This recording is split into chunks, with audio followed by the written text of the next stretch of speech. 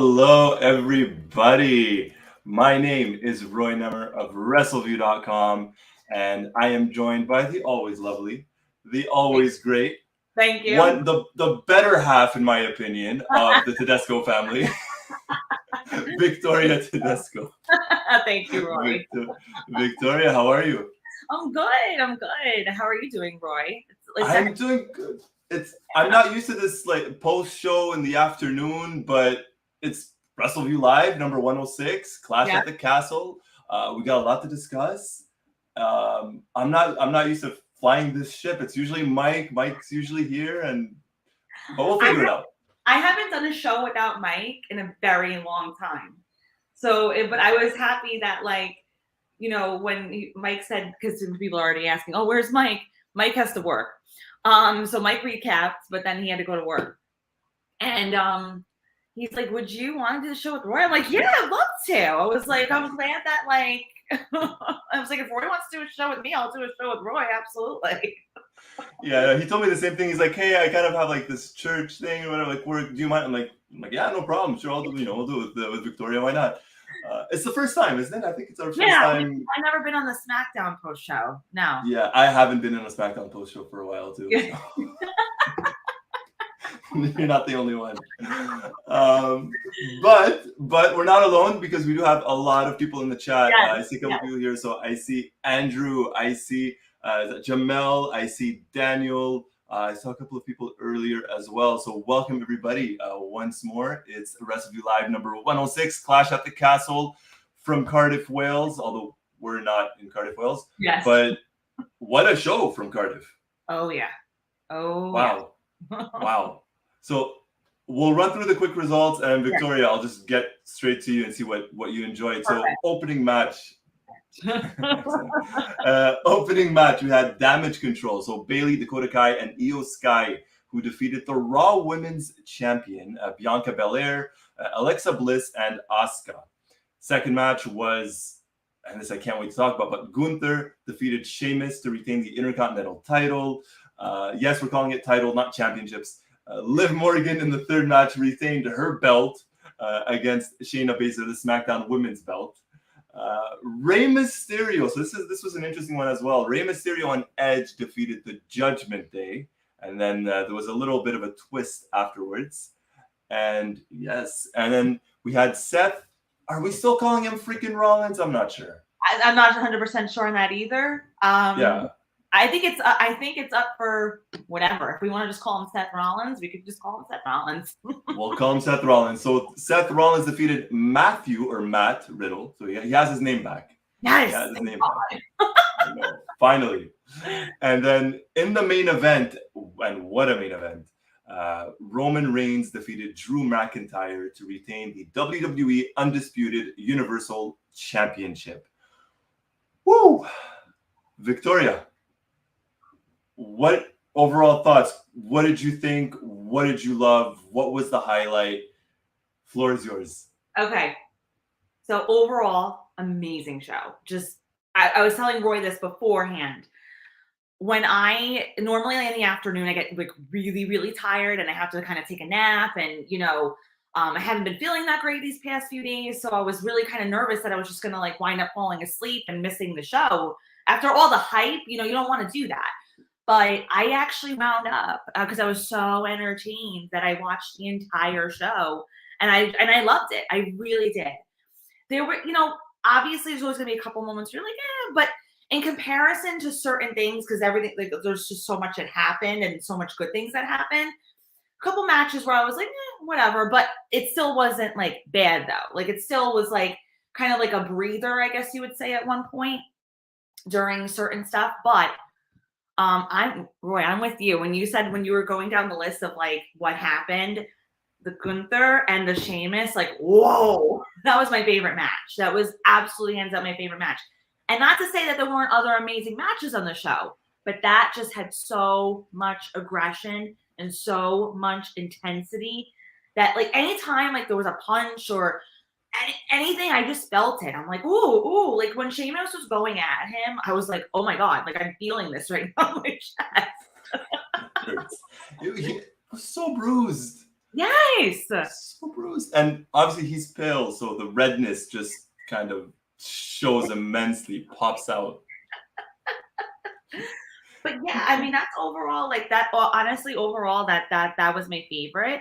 The Liv Morgan Shayna Basler wasn't 100% a fan of, and it wasn't that it was bad. It's not that I hated it. It just like in comparison to everything else that happened on the show, it just was kind of there. But it was a good sort of breather, but not like bathroom break breather. It was just a good sort of like in between, in my opinion, which sometimes you do need with all that intensity. But I didn't hate it. I wasn't like sitting there like completely bored. It just it wasn't as great as the other things that were happening on the show. Yeah, no, I agree with that in terms of the placement of that match, because I was curious as to which match would open the show, and then once Bianca Belair's music hit, I'm like, okay, this makes sense. Everyone's gonna get into it, and wow, was the crowd really into it? Oh yeah. And then afterwards, they gave us Gunther and Sheamus, and in my opinion, easily match of the night, potentially match of the year. Yes, I agree with you. And then when Sheamus got that standing ovation, I'm thinking, well, good luck topping that. Like, what's gonna top that? All right, Liv Morgan against Shayna Basler. So for me, heading into this event, this was the match I was kind of the least looking forward to. Really? Wow. Yes. Yeah. I don't know why. Nothing against Shayna, nothing against Liv. Yeah.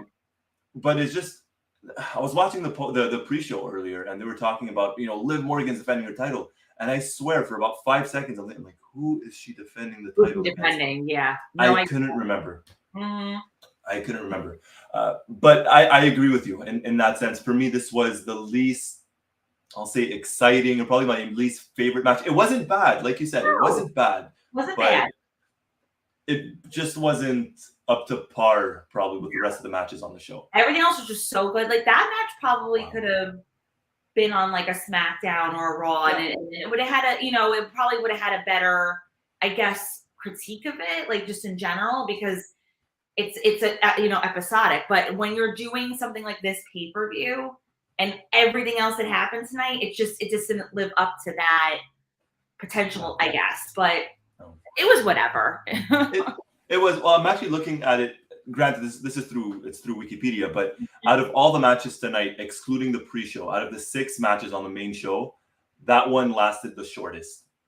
11 minutes 2 seconds. Yeah, 11 minutes and 2 seconds for that match. Mm-hmm. So it felt short, especially in comparison to the 19-minute 33-second match that was the Intercontinental title right before. Oh my God! Wow.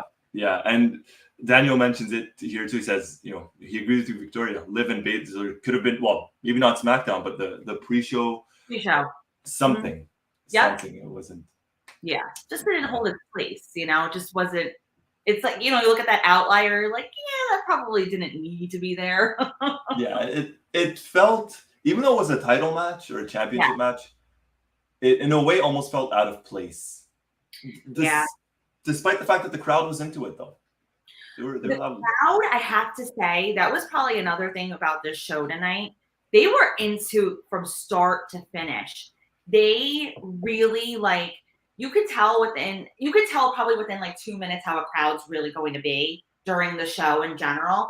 And they were so hyped about everything, which is good because it gets you excited as a, the viewer like watching on the screen, like it gets you into it. And it actually makes me happy to think that like, we're not the only ones in this continent that are happy about what's going on in this show, Yeah. No, and I mentioned this. I told Mike and Jerome as well in the chat. I told them this is crowd of the year. I was at the SmackDown 2 weeks ago here in Montreal, and in my opinion, that was, at the time anyways, crowd of the year. Yeah. Just very crazy. Even if you forget Sami Zayn, the ovation that he got. Mm-hmm. But tonight, I mean, the first big event, let's be honest. They've had like these random pay-per-views like Insurrection and stuff like that 25 years ago in the UK. But this is the first big pay-per-view or premium live event, really big one in 30 years. And the crowd did not disappoint at all. Not at all. At all. And hopefully we get one of these like at least once a year or something. Schedule-wise might be horrible, but hopefully we get one of these shows a year. I think they deserve it too. I mean, for them, I mean, as fans, they really delivered. And, they have a lot of people representing in their company that, are from the area. So Yeah. they should be able to get that good quality show. And I think they'll always try now, at least when it comes to a UK show, that they will always try to make it as the best they could. And they did. They lived up to the expectations and probably even more. I know people were excited, but there were probably certain things that people were like, it's an afternoon show, may not be able to catch it. But if you didn't, like, there'd be people watching later just based off the reviews. Oh, definitely. And I remember when this show was first announced in Wales, the reaction from some of the people, myself included, was like, oh, okay, it's a money grab, it's a cash grab. They're just going, like, okay, nothing's gonna happen. Yep.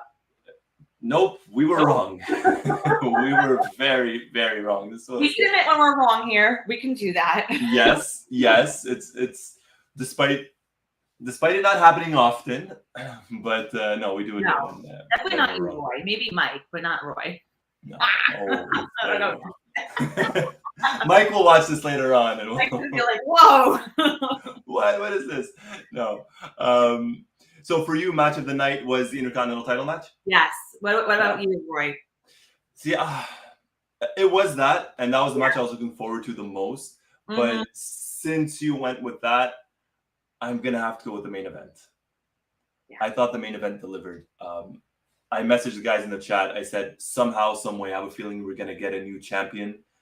And for a split second, like that last Claymore by Drew, where he went for the cover 1-2 before he got dragged out, I'm like, well, Austin Theory just got knocked out. He's not moving. Yep. We have a ref. The Usos are not there. Heyman's not there. I didn't even think of anyone else. No. So when that happened, I'm like, this is it. And the crowd and Michael Cole, and I thought it was great, top to bottom, that match. The crowd at the very start, and then you could tell Roman played that, he's like very intimidated, and he would step aside, get out of the ring, and his facial expressions I thought were absolutely spot on. Yep. Spot on. And Michael Cole kept talking about how, when he was alone a couple of weeks ago in Montreal, there was no one. He got destroyed and this and that, and there's no one there tonight. So they really played on that. Yeah. And I thought we were gonna get a new champ, but we didn't. Am I disappointed? No. Would I have liked to have seen a new champ? Yes. But I'm interested in seeing where this goes now. Me too. For the title. Me too. With that match in particular, it's funny. You know how you mentioned like the Shayna Basler and the Liv Morgan, like what, like you weren't really like looking for. It was like the least you were looking forward to. And I want to word this properly. It's not that I was not looking forward to the Drew versus Roman Reign, but I didn't know how it was going to pan out because I knew in my heart, like we weren't getting a new champion. So I was like, okay, I don't know how they're going to make this so exciting and just like keep you kind of engaged into it. But I will say this though. They did tease it to the point where you really thought, like you said, that you really genuinely thought like, oh my God, they're going to do this. This is really, really happening. But just overall, the way that the match happened itself was just, it was really, it just had that, again, that aggression and that intensity that you're looking for. And I loved the fact that they played into certain parts with, again, the Usos not being there, which you're like, oh, okay, well, all right, this is interesting. Theory, fine, whatever. But like, it was just really, really cool to see how they matched up together. Because, not long ago, Drew was a champion. So it wasn't like this out of the realm possibility of if he did win, like it would be like weird. You know what I mean? Like if on the off chance that Drew wound up winning, it wouldn't have been like that bizarre. There's certain people that Roman has faced in the past that you're like, there's no way. Like, come on. Like, let's not even entertain the idea. But with Drew McIntyre, he's got champion status to him. And now that he's back under the control of Triple H, where he can really just be progressing the way he wants to, it's a totally different feel. Oh, yeah. And he's been, if you look at Drew's character now compared to 2 months ago, 2 months ago, he was playing around with the sword and swinging it. It was a different Drew McIntyre. It was a very, feuding with Madcap and Happy Corbin and stuff like that. This was This we reverted back to like the start of 2020, right before the pandemic. We're putting this rocket ship on Drew and we're gonna fire it. And when he was coming out tonight, he just kind of stood there and everyone was just cheering him on stage. I really thought in my head, I'm like, we're getting a champ. He won the title at WrestleMania with no one there at the Performance Center. They're gonna do this tonight. I really believed it. It would have been great. I still hope somehow he does win the title back, especially with a crowd, because he does deserve it. Deserves it. He absolutely deserves it. And I don't think anyone saw that cash in coming or the potential cash in coming. I completely forgot about Austin Theory. So both men are down, and then you hear his music hit, and I'm like, oh my gosh, they're actually gonna do this. I'm like, they're actually gonna do this. And then he's cashing it in. I'm like, okay, no, they're doing this. That's it. And then he just gets knocked out. I mean, listen, it was one of those things where I feel like I don't necessarily hate Roman being champion, but it's the fact that like you look through the roster and you're like, who is potentially going to beat him out one day? Yeah. Drew, I can see it. Like it makes sense to me. Like it could be somebody who, and it makes me happy because now he's in the equation. Now he's like, okay, no, I'm main eventing and titles like that could be me, because think about it. He didn't win because it was like necessarily clean. It was the fact that there was an interference tonight. So he didn't look like a chump at the end of the day, So that's where I feel like, okay, now he could definitely be in that like main event rotation of newer people who can go against him, except for Brock Lesnar. So that's where I found tonight to be different than any other kind of match that Roman's had, any title match that he's had. And it was a great placement, like the main event, like obviously Roman's a champion, so it should be the main event. But and Drew McIntyre being where he's from in that area and whatever, like it made sense. Like it made sense to me. Yeah. And it had great storytelling throughout the entire thing. Honestly. I agree. Again, it had everything. It really had. You're talking about a main event, and it's funny now. I'm getting flashbacks of SummerSlam where we legit had everything but the kitchen sink. And this time around, you had another cash in that no one saw coming. Like SummerSlam, everyone they even they said it. We're gonna get a cash in. This time, no one saw it coming. You had the knockout from Tyson Theory. The crowd, an intimidated Roman. Drew looked like $1 million out there because he kicked out from a spear or 2 spears, and he just wasn't giving up. And he had the champ beaten, like you said. It wasn't. Drew did not look like a chump. It wasn't like, lucky night. No. He was there, and he showed that he belonged there. And I'm happy for him. I'm very, very happy for him. Hopefully, we get the belt off Roman because, like you. It's not that I hate the Roman reign. I get what they're doing.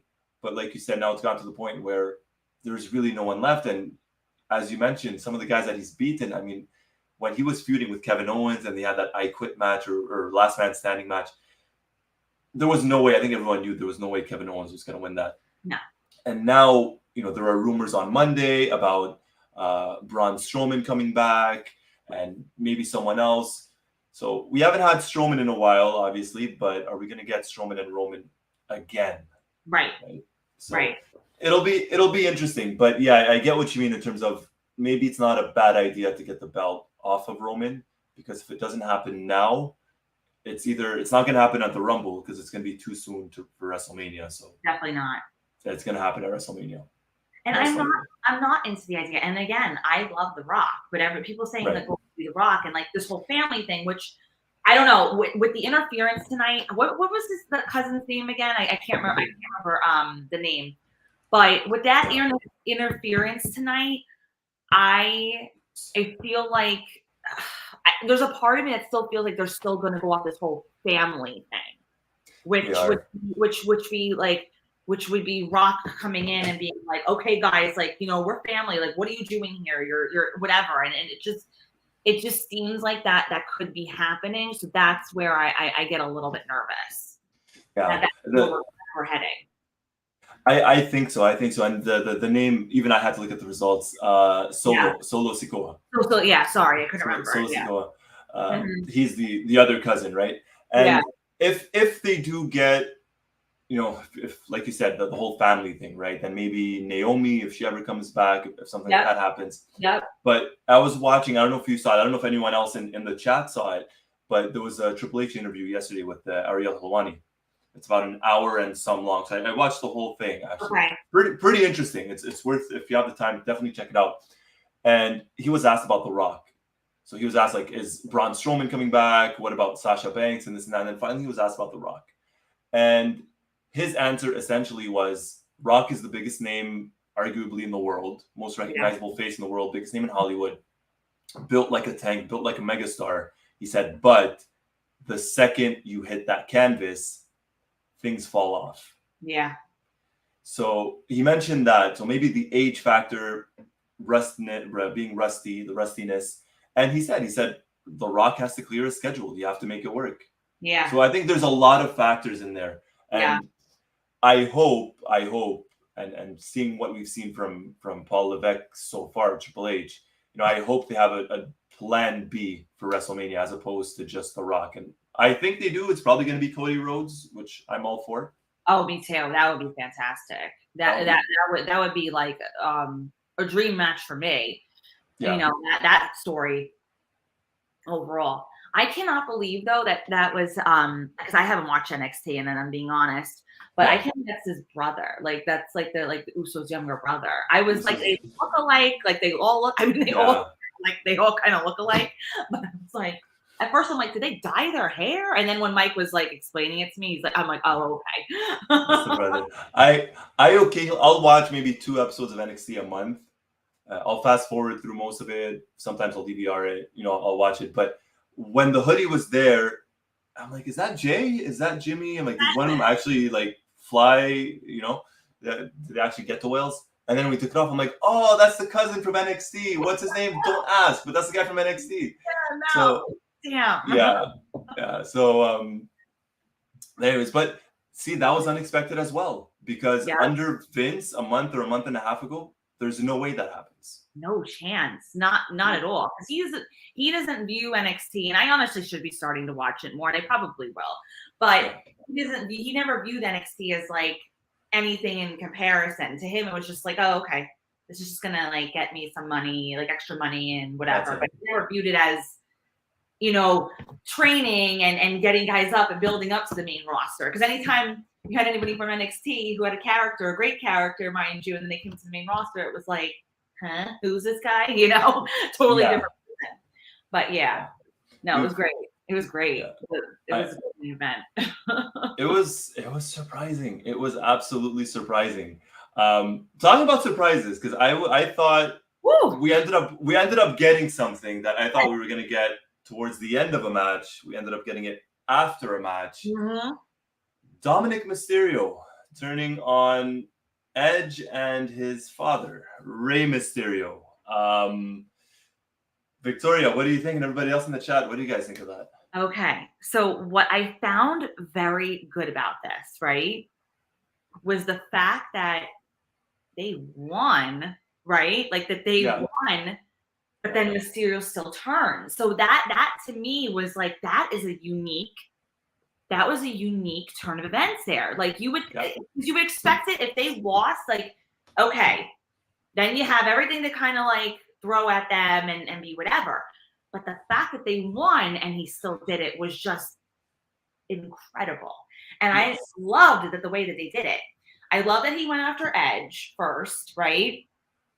And then I love the fact that he was like, yeah, sorry, Dad. And he really played it off well. Like, sorry, Dad. And then it was like, hit him. And I'm like, whoa, he really like, I would have to be apologizing to my dad after that. He'd be like, sorry, I went a little too real on this one. Like, sorry, I think I clotheslined you a bit much there. Too much power. When you said no to me at 6 years old, this is where it's all coming from, This is it. All that tension, that built up tension. But like, wow. I mean, and that was one of the first 2 times. I mean, Dominic's gotten a lot better. He really has. But that was one of the first times that I could see a real, because remember when he tried in the past to be that like aggressor, like he really tried to like be all like, I'm all tough and mighty and whatever, and like against Buddy Murphy or something with his sister. yeah, and it just wasn't working, and it was just kind of like, oh, okay, because I can't, because he got such a baby face that you can't really see it. For me personally, I'm like, you look so young, Same. you don't look like this guy who could really beat somebody up like that, but when he did that, he looked really, really like mad. Like he looked upset and he looked pissed off. So that to me, I loved that aspect of it though, that they didn't win and they won and he still did it. That was because if they did it the other way, I mean, I would have still been happy about it, but I think this makes much more sense. Now we're leading to like kind of asking more questions like what happened? Like why are you so what made you turn on your father? And it happened the way it was supposed to because we all wanted it. We all wanted Dominic to not necessarily, he wanted to be his own and whatever, but it needed to happen organically, and it did happen organically. Yes. And like you said, that was the surprising part as well, is that they won. Because had they have lost, then you could definitely see that happening. Okay, they lost, they're pushing each other, they don't get along, something happens. But, they won, and when Edge is standing there with I'm gonna say a goofy smile on his face, and he's looking at Ray like, "Hey, accept me! Like I'm one of you guys now. We're good. We're cool, right?" And then Dominic's just there. I'm like, okay, this is it. They're actually gonna do this. I'm like hesitant, and I'm like, no, probably not. He's probably just gonna walk away, and they'll somehow continue to build this up. And then when he kicked him in the family jewels, I'm like, oh, okay. And then he clotheslined Ray. I'm like, oh, so they're going all out on this. Yeah. They're going all out. They're not, excuse the language. They're not half-assing this. No. Well, going with Edge, and then with Ray, it's gonna happen in a month's time or something. But that was good. Looking at the comments in the chat as well, a lot of them seem to enjoy it. Dom Guerrero says Andrew. I wonder if I don't think they're gonna touch on that, the whole Eddie Guerrero being his father thing. I hope they don't. I hope so. That'd be a bit much. But I mean, Daniel won. So that's Daniel. I'm not gonna bring that comment up. That's Daniel. But I do agree with you though, that baby face. You don't think, like, when you look at Dominic, this guy could not beat anybody. No. But maybe he's been taking some acting lessons. I don't know. Yeah. I don't know. It's I mean, listen, like I love with actually some of the comments that that daddy now, daddy never loved me. Like that's the vibe that I got. Like we're gonna get something where it's just he's gonna say something not random, but he's gonna say something that like was done to him, and he's like, "This is payback, bitch," Yeah. And actually, Jamel brings up a good point. I kind of hope they do something like this. So they need to build this up the same way they did Undertaker versus Kane in '97, where Kane would provoke, or Paul Bearer would provoke the Undertaker, and the Undertaker's like, "No, this is my younger brother. I'm not gonna hurt him. I'm not gonna touch him," and this and that. So I feel like we could get something like this. My guess is we'll probably get Dominic and Edge first before we get Ray and Dominic. We might get Edge and Dominic first, just to kind of build it up a little bit more, and you kind of have Ray torn in between his son and Edge. I totally agree with you, because I feel like if you have it right away, then it, like that long-term build is not going to pay off in the end as much. But when you have Dominic going against Edge, and I feel like Dominic, like you're right, Dominic's gonna be the one like, "Come on, Dad, fight me," and everybody's like, "I'm not gonna fight you. You're my son. I'm not gonna do that. If you hate me right now, I'm not gonna do that to you." But then when he finally gets to the point of, he's had enough, like, fine, you want that match? I'll give it to you. Like it's, and everybody even in the comments has said the same thing. Like it's a good long-term story now. You could do so much with it. You can do any different direction with it at this point. And the beauty of it is that they have time to think about it a little bit, at least. They obviously have some sort of like timeline in place. You could tell about how they want this to transpire, but they didn't give like everything tonight where he got on the mic and started saying like, "I hate you, Dad," or whatever. Like there's a little bit of mystique and mystery to it at this point. So you got a lot that can go on here. There's definitely a lot. And I'm thinking, again, I mean, we're already September, so we're not too far off, but maybe my guess is we might somehow get a match, Rey, Dominic, maybe WrestleMania, where one of them eliminates the other at the Rumble. And granted, that's still several months away, still several months away. So I don't know how long they could keep that storyline going, but maybe something like that. Yeah. And what's crazy is we're September, and usually the fall is when creative just really goes downhill. Yet here we are talking right after pay-per-view saying, well, wow, they actually have some storytelling, they have some history, there's something that they're actually building up towards, and which is something we don't normally get in September or October or November. So, Any type of fall. Any type of fall, yeah, that's it. Once the NFL kicks off, or once baseball's just finishing up, for wrestling it's kind of downhill. But yeah, not this time, not this time. And talking about storytelling, Seth Rollins, Matt Riddle. Whoa. Wow. We're not done with this one. I want to get your thoughts first. I'll be very honest, and I mentioned this to you. I dozed off the first minute and a half to 2 minutes. I missed Seth's entrance, and I missed like the first literally minute or 2 minutes of the match. So I woke up and I pretty much saw most of it or all of it. I was expecting more in terms of like more of it being a fight.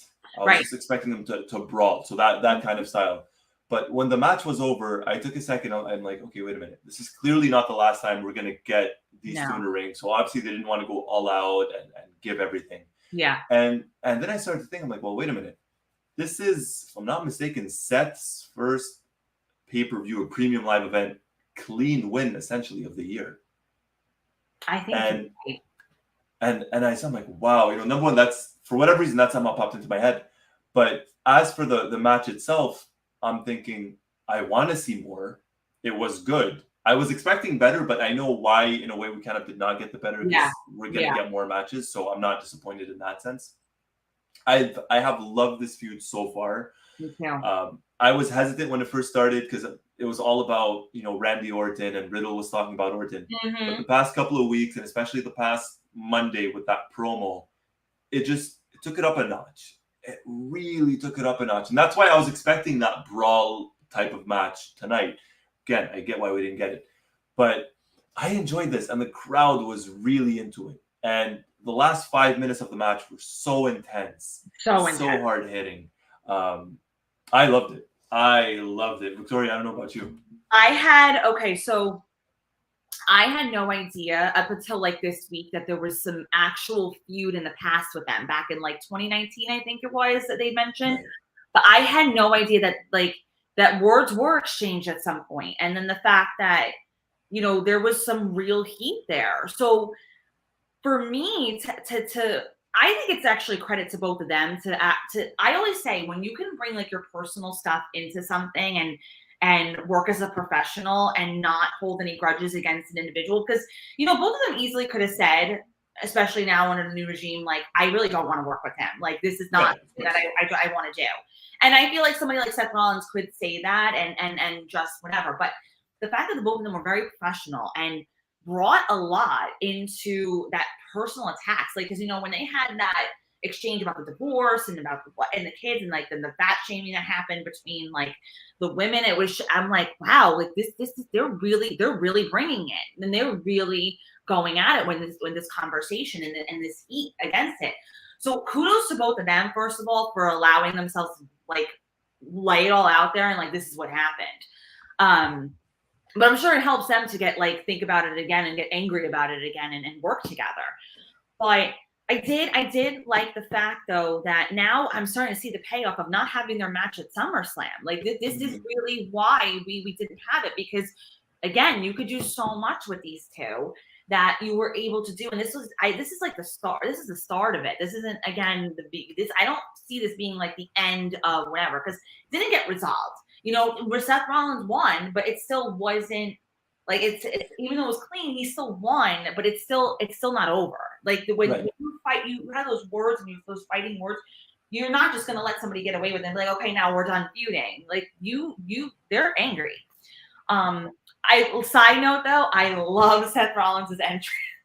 I know you didn't get to see it, but that homage to Elton John, I was like, well played, Seth Rollins. Like, well played. Because he had, first of all, little tidbit Elton John he's got his song out, right, with Britney Spears, Hold Me Closer, the remix of Tiny Dancer. So cool there. You're in the UK. I'm like, hell yeah. Like the eccentric outfit, like, well done, Seth Rollins.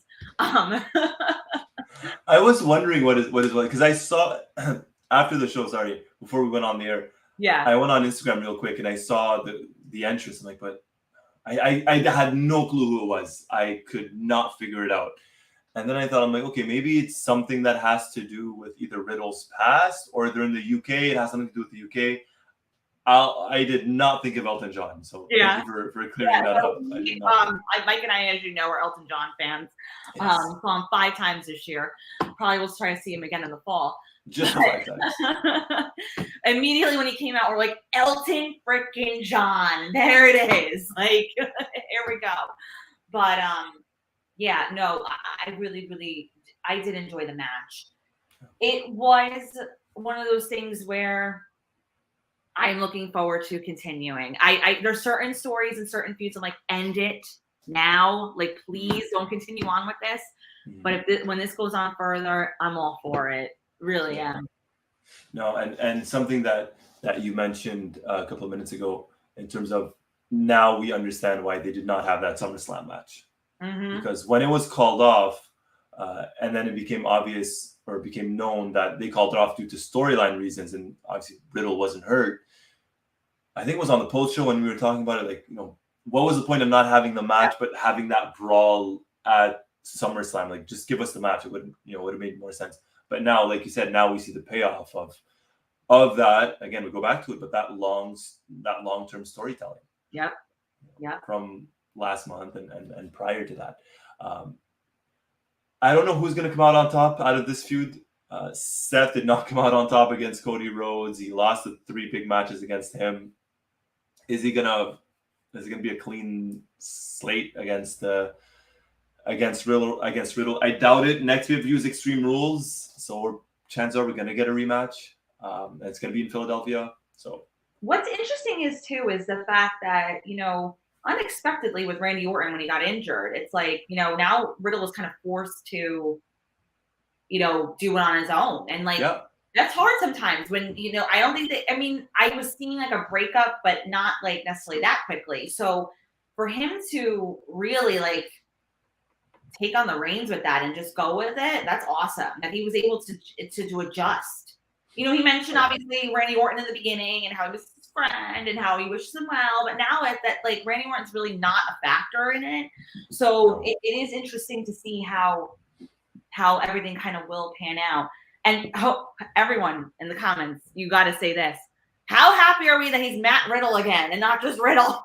Yes. Hello. Yes. Show of votes, everybody in the chat. Are you happy that Matt Riddle actually got his name back? And even Austin Theory. He's Austin Theory. Yeah. He's not just Theory. He's Austin Theory. And even Seth Rollins. I know they called him Seth freaking Rollins, but on the graphic, it's been about a week. It's just Seth Rollins. It's no longer Seth freaking Rollins. So Finally. He's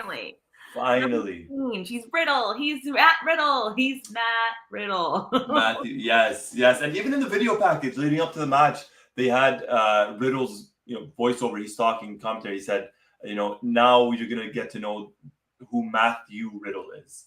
I'm like, finally, that's something. You can't. It's Matt Riddle. You can't go from Matt Riddle to Riddle. No. Pretend like Matt never existed. Doesn't make sense. Doesn't make sense. All right. So after this, we had one match we didn't really talk much about. The opening match. No. The opening match. Damage Control. The 6-women tag. Victoria, what did you think of this? I love that they opened the show with the women's match, and it made sense too because it wasn't like. If they opened up with Liv Morgan and Shayna Basler, I would have been like, no, what? Come on, like really, this is what we're doing here? No, that the show would have been like, what? But I love the fact that they opened up with the women, and I really think that they did it justice. They did for opening, because I still see like the lack of respect for the women sometimes, and not under Triple H, but I'm saying like it's going to take a little bit of time to build it up, but that they did it justice. Like it's not a placement where like, okay, we're just gonna have the women just to show that we are whatever, like we're doing our due diligence. Like no, they deserved it, and they definitely put on one hell of a match. I even love the commentary. It was very interesting how in the beginning, because you know how Bianca Belair came out, then it was Alexa Bliss, and then it was Asuka. Like they came out individually, right? Mhm. And then they talked about how with the Damage Control that they came out together. So that was even interesting too, how they kind of played into that. And they were like, it's interesting that the Damage Control came out together and that the other three came out as individuals, and how will that play into the match? So you're kind of thinking like, oh, okay, yeah, that could be a factor. That very well could be something that plays into it. But I just really liked each matchup too. And although I will say this, and Daniel's gonna get mad at me. I know right. Bliss, like out of the 6 women, Alexa Bliss to me clearly is like the weakest of wrestling, in terms of ability. I feel like the other 5 have they know their shit. They're wrestlers to their core, Yes. And Alexa Bliss, she's a good character. And she's gotten better, I will say that.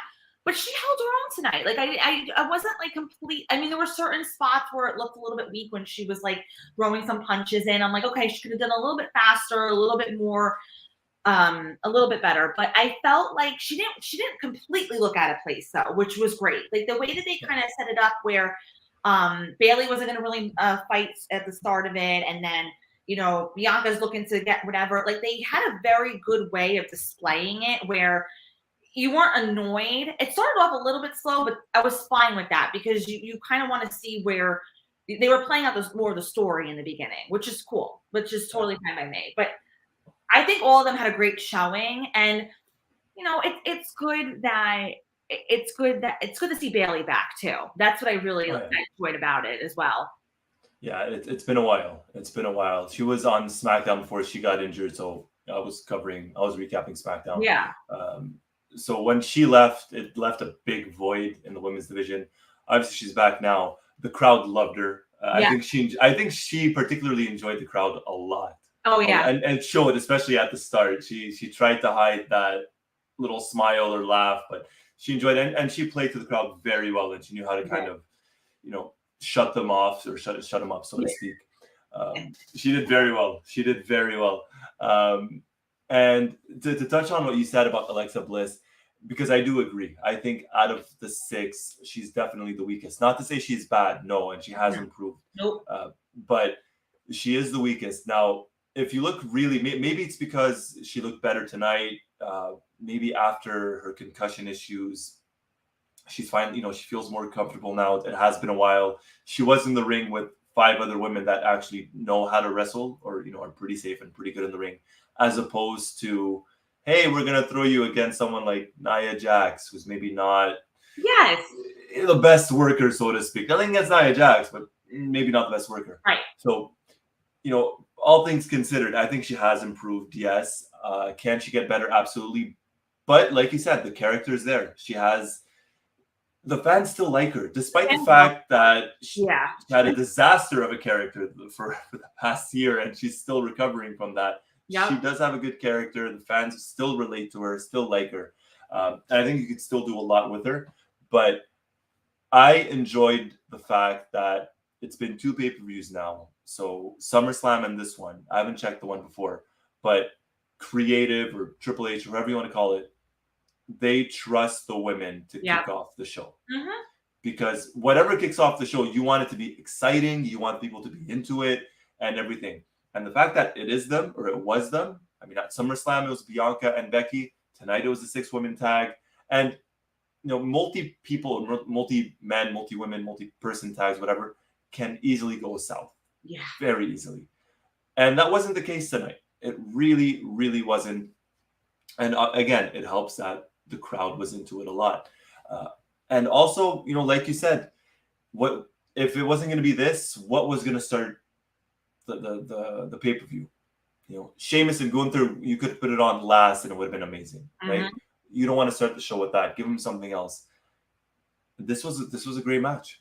This was a great match, and what's surprising is the person that got pinned is the women's champion. Yeah. It was Bianca Belair that got pinned. Yeah. And that easily sets up Bayley against Bianca. Mm-hmm. Very easily. And again, organically, not random. Like, it's not like, oh, Bayley's going to get this match in the future that is going to be so out of the blue. Like, why Bayley? Why not Dakota Kai? Or, you know what I mean? Like, it all has to do with how you set the foundation of things. And they set the foundation for this. Because nothing was on the line. And nothing was on the line here, but it was just the fact that this was to show their stuff, to show what they can do, get Bayley back into the equation, get her into the mix of things and that title and whatever, and getting other people who, and that was another thing about the commentary too. They're talking about history. Yeah. Who would have ever known about, Dakota Kai and what she's done and her tag team in Japan? I had no clue. I didn't know. No idea. I had no clue. But the fact that they mentioned, like, these are not veterans, these are not like newbies, they're not rookies in the ring. They've wrestled. They're new to WWE, but they've wrestled before. Because you in the past you've gotten like, oh, here are these new people and like, whatever. No, I want to hear about them. I want to know more. I want to know their history because I am more invested when I know more about who the individual is. Exactly. I know what Dakota Kai is. There's certain people that you're like, who are they? Like, what makes them so special and unique about everybody else? Yeah. Why should I care about this person? Mm-hmm. Like, give me a reason to care about it. Give me some sort of interesting fact. I'm like, okay, that's cool. Like, it's good to know. Yeah. Like, I had no clue about that when Michael Cole mentioned it. I'm like, what? Okay. Yeah. I honestly did not know. I'm one of those people that, I grew up on WWE. I watched a ton of WCW. Everything North American wrestling I've kind of watched. Japan, not as much, to be very honest. I know some, like, I read about some of the wrestlers, hear about them. So outside of WWE or North America in general, now AEW or Impact and stuff, I don't know too much. No. It's not my, I don't know, maybe it's the time difference, maybe it's the advertise. I don't know what it is. I don't watch it. Not to say it's not good. So for them to mention that tonight, okay, that gives you a little piece of information moving forward. Hey, these, like you said, they're not rookies. They're not new to the game, to the sport. They know what they're doing. And that was great. I thought the commentary, again, so different. So different. They could do what they want. I was kind of like this, though. What do you think? Do you think anyone's in their ear? Like, do you think or if is it strictly them? Just they trust them. Do you think it's anybody like or? I mean, I'm sure there's maybe some. I'm not gonna say a specific person, but maybe someone that might be like, hey, just mention this. However you want, just maybe mention it. Right? Okay. I would think, but then again, you have someone like Michael Cole who's been commentating for well over 20 years. Mm-hmm. I think they trust him enough to captain the ship, so to speak, and they've done a good job. The commentary has gone better. Not only Michael Cole, but Corey Graves. You'd watch him before, and it was just. And I get it; it's his wife, with Carmella and everything. But sometimes some of the things he would say or do was just over the top, and it just screamed of Vince McMahon. Literally, just screamed it. Yeah. Because it was like him projecting his feelings for Carmella, like through. Yeah, like he was living vicariously through Corey Graves almost. But now it's more, he plays that heel role sometimes, Corey Graves, but it's not over the top. No, it's very tolerable. Mm-hmm. Very tolerable. It's a lot less bickering. Exactly. Yeah, they're still digs like with each other, especially with Saxon and whatever. But like they're here and there. They're not. It's like that's the main focus of what they're doing, which is cool. Yeah. No, but everything. Reading some of this, definitely. Randy, Michael Cole sounds like he's having fun again. Mm-hmm. He really does. Really does. That's it. I would think someone, maybe like, hey, mention this or mention that, but I don't think it's anywhere near Vince McMahon. Near Vince. And Daniel, you take that back, please. Come on. I love Pat McAfee. Come on, Daniel. I love McAfee, and I'll tell you this: it was pretty interesting at the SmackDown show, when the fans were just going crazy, like between commercial breaks, Sami Zayn's entrance, stuff like that. And I would sometimes look at Pat McAfee, and he would just look around the arena, and he'd take his cell phone, and you could see him just kind of recording. Oh, wow. And it looked like he was having a blast. He really enjoyed himself. Oh, that's He really enjoyed cool. himself.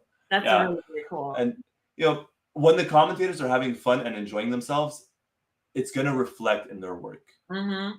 And when the in-ring work is going well and the commentary is going well, as a viewer, you're gonna enjoy the show that much more. Just beautiful. It's a good, isn't it something when you get like a blend of commentary and in-ring stuff and everything's working well together. We haven't had it in years, Victoria. We haven't had it in years. God, what a concept! What a concept, right? There you go. What a concept. Was there one moment though throughout the show, during the show, one moment that really stood out to you that you really enjoyed? Not a match, but was there a moment?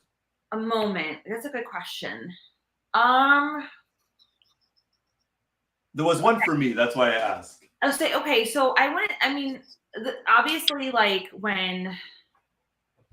Okay, so actually during the women's match, the tag match, and this is why I mentioned about how, like, even though Alexa Bliss is definitely the weakest of the bunch, like she's still. So when she did the flip off of the side of the ring, yes, and then oh my God, my pregnancy brain is awful. And then was it Bayley that hit into Alexa at that point? I forget, but when they did the flip and then when they hit into her, I have to look at Mike's recap because my pregnancy brain.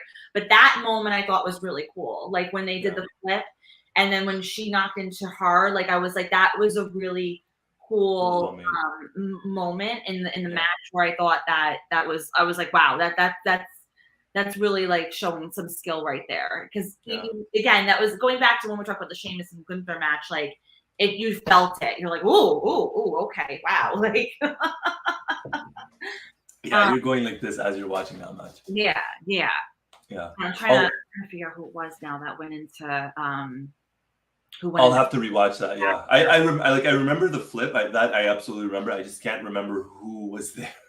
Yeah, no, I'm trying to just figure out like who was the one that went into Alexa after that, because I was like, wait a minute, that was really cool, but it just I don't know, for me that was kind of like signifying the fact that they're trying, like they're at least like, and even for Alexa Bliss, you could tell she's kind of, not that, listen, I have to give her a lot of credit when she had that whole storyline with Bray Wyatt and like that was horrible. Like, afterwards, it was horrible, but she was doing it and she was putting on a good performance. Like I can't take that away from her.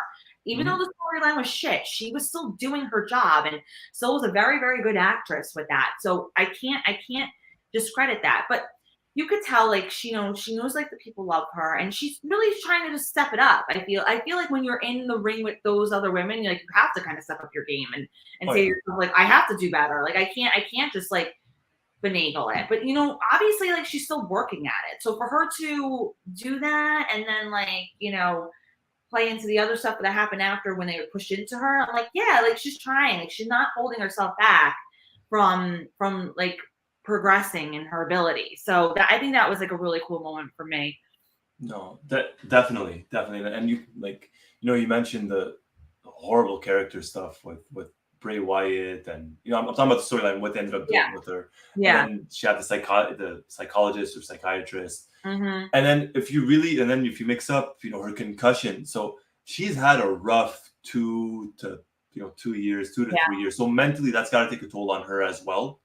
Maybe she started double guessing herself, double thinking, like, is this for me? Could I still do this? Should I still do this? Right. Like, she's medically cleared. She'll have a match. Then she disappears for 5 months and comes back.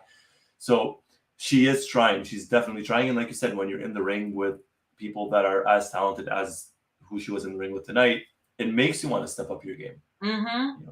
So, no, definitely. No, go ahead. No, please go.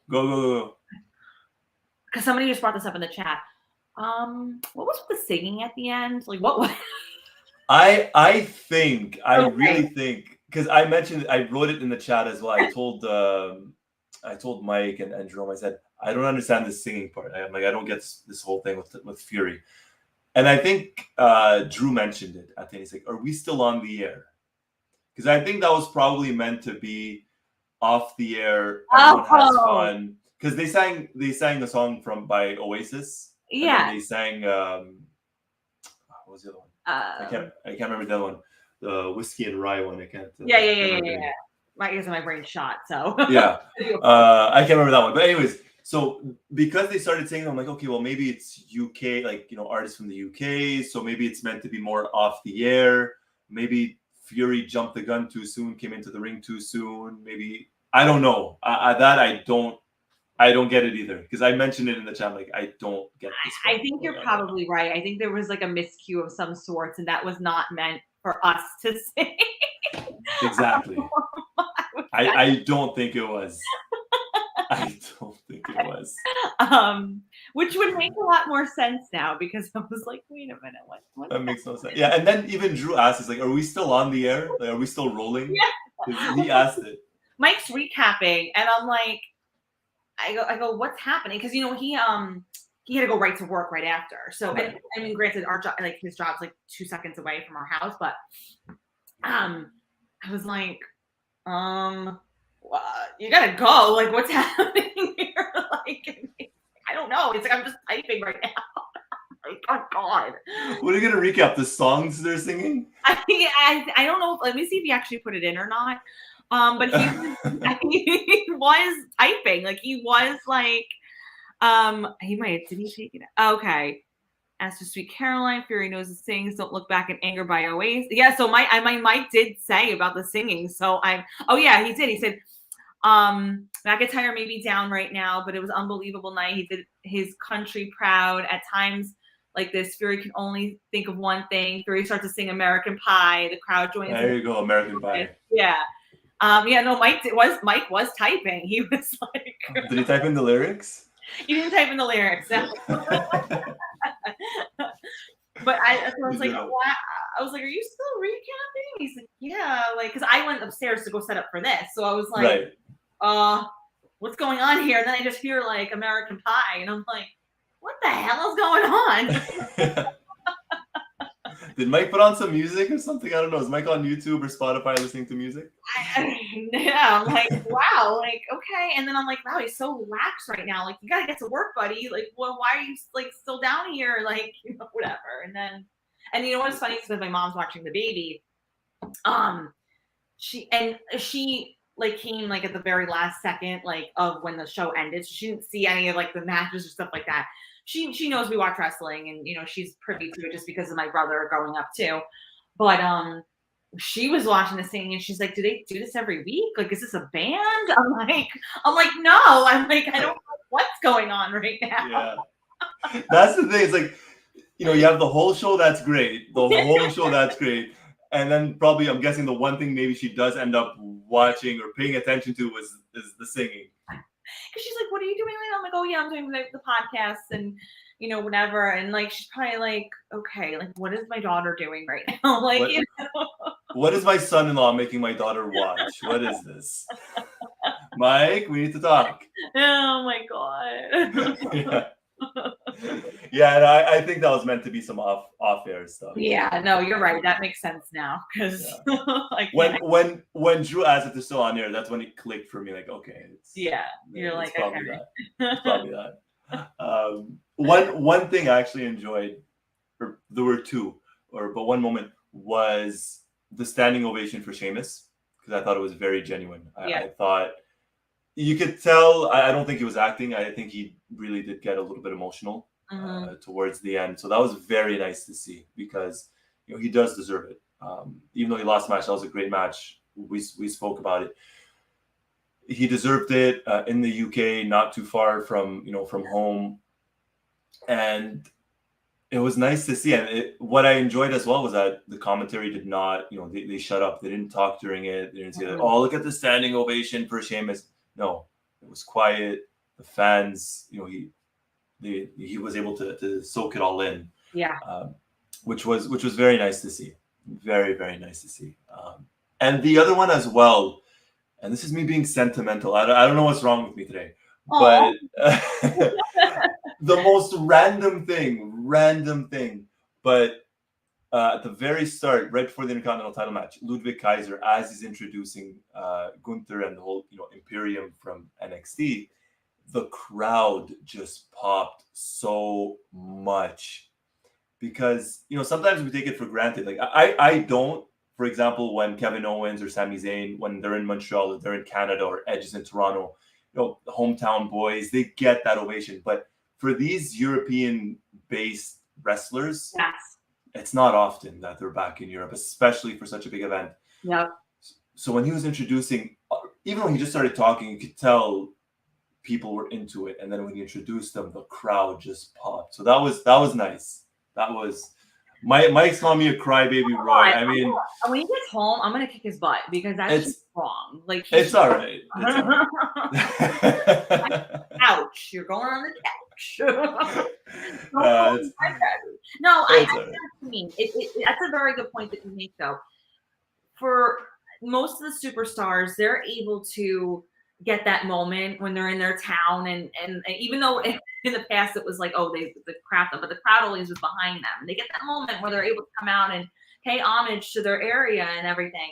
But for these guys, that's not for them, like, at all. Like a good chunk of their time in wrestling. So I know what you mean. It's just nice for somebody to get that pay of respects and just getting that time to really soak it all in and experience that like everybody else does throughout the year.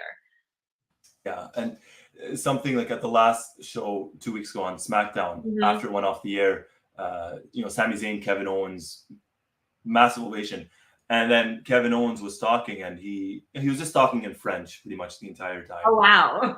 Yeah. So he was just talking in French, and you could tell they got very emotional, both of them. And Sami Zayn especially. I mean, Owens got emotional, and then when they kind of showed Zayn, and Zayn was turning away from the camera. So he was like facing us, but turning away from the camera. And you could tell it means a lot. It means a lot for them. So to have them back home, it's cool to see. And even though none of them really won, I mean, Sheamus lost. I was going to say that. Like, none of the faces really won. Like, and normally it'd be like, oh, okay, they're just doing that because they're in their area and they're purposely being whatever. Yeah. But like, it was still nice to see, though, that they were able to. The crowd was just as much into it, though, even though even people didn't win. Yeah, no, that was cool. That was really, really cool. You speak French, by the way? Yeah, I do. I was educated fluently. I was educated in French my entire life, from kindergarten, preschool. What languages? What languages do you speak? So English, French, Arabic, Spanish. Wow! Oh my God, I never knew that. Yeah, well, Arabic. I mean, obviously. Yeah, right. That I figured, but yeah, French. My parents decided to put me and Paul in French school, so elementary, kindergarten, preschool, whatever you want to call it, everything, high school, awesome. All that stuff. Oh, cool. After high school, I said, I hate French. I don't like speaking it. I speak it very well. I'm fluent. I understand everything. Blah blah blah. I don't like it. So I speak 4 languages. Yeah. Oh my God, that's awesome. I just it didn't even occur to me. And then when you said that Kevin Owens was speaking in French, I'm like, I would have been sitting there like, huh, what's he saying? But obviously, what was going on. Yeah, no. That's really cool. Yeah, it was nice. It helps. It helps, especially sometimes if you're traveling. All right, I might be calling you this year because I have a lot of kids who actually speak Arabic too in my class this year. So I might be calling you for some tips. Yes, no, I'll tell you and Mike all the swear words. Okay, if you ever mention them, you'll know, like, okay, that's a no. I know what that means. No, because like half my class actually speaks that language. So, and okay. I've obviously, like, when I ever have kids who speak Spanish, like I can kind of figure it out, but like that's a language I've never spoken before, obviously. Yeah. So they could all be talking a lot about me, and I would never know. It's different. Arabic's an extremely difficult language. Yeah. It's tough because it's not Latin based. Right. It's not Latin. It's not Germanic or anything like that. So we write from right to left. Okay. Left to right. So right to left. 20 26 or 28 letters in the alphabet. Wow. Every country, it's so different. It's very different. I'm gonna be calling you, just so you know. I will be. All good. No worries. No worries. And talking about crybabies, Mike popped. I bet by popped he mean cried like a little girl too. But Mike popped for Bret Hart. Yeah, he got a big reaction. Brett got a massive reaction, which is cool to see. Brett's loved it in Europe. I'm gonna expose him. Don't worry, I'll get him back. Okay. No worries. Oh gosh. Wow, already over an hour, Victoria. I can't believe it. I mean, hello, this is awesome. Right? We did good, Roy. We did good. We did very good. High five. Hey. Any last thoughts? Anything for we wrap up? No, I mean, like, for an afternoon show, great way to give an afternoon show. They did good. They did really, really well, and it made it worth it on a Saturday afternoon to not enjoy. It's actually beautiful here right now, but I didn't care. I loved it. So especially on a Labor Day weekend. Exactly. Yeah. Should be barbecuing right now, but no, it was great. It was great. What about you, Roy? Any last thoughts on anything? I loved it. I went into this show with no real high expectations. I figured it would be a good show. The wrestlers will do well considering the crowd and everything. I was not expecting it to enjoy it as much as I did, especially like you said, Saturday afternoons. Like the only Saturday afternoons shows we get are Crown Jewel whenever they're in Saudi Arabia. So this was different. This was a pleasant surprise. Definitely enjoyed it. And for the first time probably ever, or at least in years, in September, I'm looking forward to a Raw. Same. It's going to be a good fall. It's not going to be fall in fall. It's going to be No, at all. That's a good one. I like that. What did everyone think in the chat? Give a thumbs up. Let us know. Yes. Yeah. No, thumbs up, thumbs down. No thumbs in the middle. There's no, we don't do that stuff here. And if thumbs down, I'd be shocked. But hey, everyone has their. Did we do a Twitter poll yet or no? Yeah, I'm just getting that up right now. Yeah, we did. So wow, 83% give it a thumbs up. 17% give it a thumbs down. So the majority give it a thumbs up. Yeah. Why 17 though? I am a little bit curious about that. I wonder if it is like Liv Morgan, Shayna Basler, or maybe like the outcome of the main event. But we weren't getting Roman winning. We weren't getting where Drew was winning. I think it's that. I think probably what happens, as always, it's a good show, and some people are probably disappointed in the main event. That leaves a sour taste in their mouth. You give it a thumbs down. But like you said, were people really expecting Drew to win the title? I mean, I said to a certain degree I was, especially when he started coming out, but I I didn't convince myself enough to be disappointed if he didn't. Exactly. Like we definitely had moments where we're like, okay, like there's possibility, like they're doing a good job right here. But when it didn't happen, you're not like, okay, like then you're back to reality a little bit. No, exactly. Randy gives it a thumbs way up. I give it a thumbs way up as well. Mm-hmm. At least mostly up. We don't do the thumbs in the middle, so we'll take the thumbs up for this one. Yes. For initiator, I'm guessing. Initiator.